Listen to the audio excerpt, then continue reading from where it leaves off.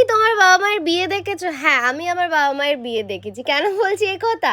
আমরা ছিলাম হচ্ছে বৃন্দাবনে, আর বৃন্দাবনের এখন যেই স্থানে রয়েছি এখানে স্বয়ং শ্রীকৃষ্ণের আর রাধারানীর বিবাহ হয়েছিল। বৃন্দাবন থেকে 15 কিলোমিটার দূর ভান্ডির বন, যেখানে স্বয়ং শ্রীকৃষ্ণের আর রাধারানীর বিবাহ দিয়েছিলেন আমাদের ব্রহ্মাজি।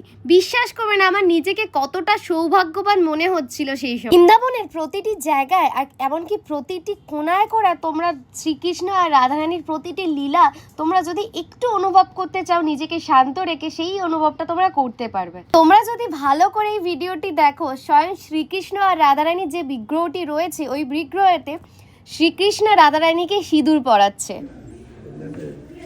আর এই স্থানে যারা যারা যুগলে এসেছে তাদের মনস্কামনা রাধারানী পূর্ণ করে। আমি যদি বৃন্দাবন থেকে বেস্ট ফ্রেম নিয়ে যেতে পারি সেটা হচ্ছে এই ফ্রেমটা। আমি আমার বাবা মায়ের বিয়ে দিয়ে নিয়ে গেছি। সবসময় রাধারানীর কাছে একটাই প্রার্থনা করি যে এই রকম ভাবেই দুজনকে ভালো রেখো, সুস্থ রেখো।